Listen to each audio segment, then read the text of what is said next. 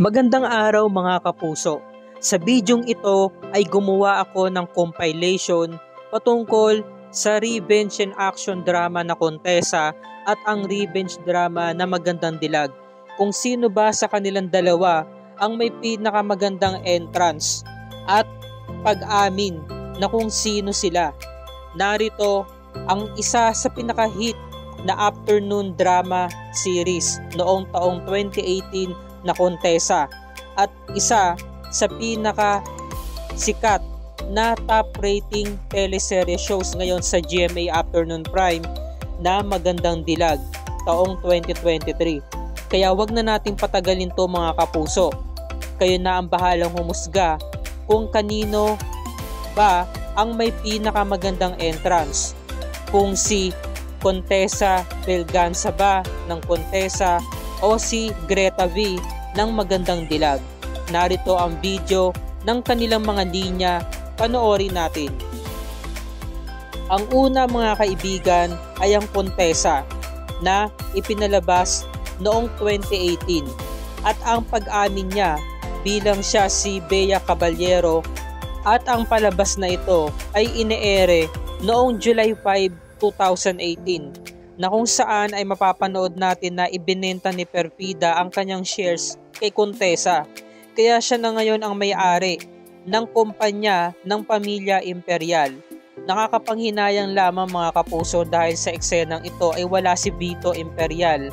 Kaya hindi kumpleto ang Pamilya Imperial na kalaban mismo ni Bea Caballero o mas kilala bilang si Contessa Belganza. Dahil ang mga kontrabida lamang na nandirito ay ang mag-inang si Daniela at si Charito Imperial. At narito ang kanyang linya. Dahil hindi talaga ako si Contessa Belganza, ako si Bea Caballero. Yung dating basurang tinatapak-tapakan ninyo, hawak na ngayon ang negosyo nyo. Bigla siyang lumapit at binigyan niya ng malalakas na tag-iisang sampal ang mag-ina. At bigla na lamang niyang sinabi na ayan, mag-inang sampal para magising kayo sa katotohanan. Expiration date na ng kasamaan ninyo at due date na ng paniningil ko sa mga atraso nyo sa akin. At bigla nagsalita si Daniela. Sabi niya ay kayang-kaya ka naming talunin ngayon. At ito naman ang sinabi ni Contessa. Let me see Daniela. Nasira ko na ang reputasyon ng kuya mo. Naagaw ko na ang lalaking pinakamamahal mo at nakamkam ko na ang negosyo ng mama mo. O doon pa lang, talong-talo ka na. Pero hindi pa full payment yan. Interest pa lang yun dahil malaki pa ang sisingilin ko sa inyo.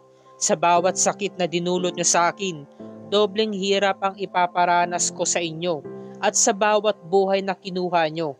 Sasaktan ko kayo ng tago sa kaluluwa at sagad sa buto. At ito naman ang sinabi ni Charito. Gagawin namin ang lahat para matalo ka. Natalo na namin noon si Bea Caballero at kayang-kaya namin yun ulit gawin sa'yo. At ito naman ang huling sinabi ni Contessa. I don't think so. Kaya ipagdasal nyo na maaga kayong kunin ni Satanas dahil uunahan ko siyang gawing impyerno ang buhay nyo. At heto naman ang mga linya at kaganapan dito sa Magandang Dilag na ine-ere ang eksenang ito nito lamang October 4, 2023. Panoorin natin mga kapuso. Makikita natin dito sa eksena ay ang araw ng kasal ni Greta V o si Gigi Robles at ni Jared Ilusorio. Nagkaroon siya ng talagang dramatic entrance dito na kung saan ay siniwalat niya sa mismong araw na yun kung sino ba talaga siya. At narito ang kanyang linya. Ako ang babaeng nilalait nyo noon. Di ba tinatawag nyo akong iskwami? Pangit, ilusyonada, pilingera, na iniskam nyo, na pinagnakawan nyo ng buhay at ng dignidad. Yes, confirm, ako yon. Hindi Greta ang pangalan ko. Pangalan lang yon nung babaeng nakamaskara. Dahil ang totoong ako ay ang babaeng nasa likod ng magandang mukhang ito. Ang babaeng sumisigaw at ngayon ay maniningil sa lahat ng mga kasalanan ninyo na ginawa nyo sa amin ng nanay ko at sa lahat ng mga biniktima nyo. Ako ito. Ako si Gigi Robles. At heto pa ang karagdagan mga kapuso. Kinausap niya isa-isa ang buong elite squad at heto ang mga linyang binitawan ni Gigi Robles.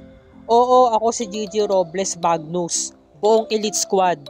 Ano Blair, bakit hindi ka makatalak ha? Naka-exclusive lang niyang pagtataray mo para sa mga taong mahihirap at mabababa. Ngayon nag-level up na ako. Ngayon mo ilabas ang tapang mo. O ikaw Alison, isa ka pa. Bakit nananahimik ka? Ngayon mo ako siraan. Ayun ang daming press. Magpabida ka. Diba bida-bida ka naman?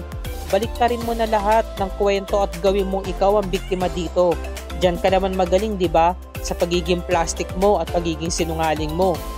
At syempre hindi ko kakalimutan yung best friend ko, si Riley. Diba close na close nga tayo ganto tayo no? Kilalang kilala kita.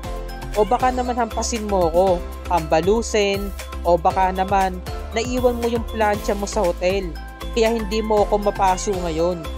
At syempre pumunta tayo ngayon dito sa paborito ko, kay Mayor Magnus Ilisorio. Diba Mayor? Mayor ano? Tututukan mo ba ako ng baril? Tututukan mo ako?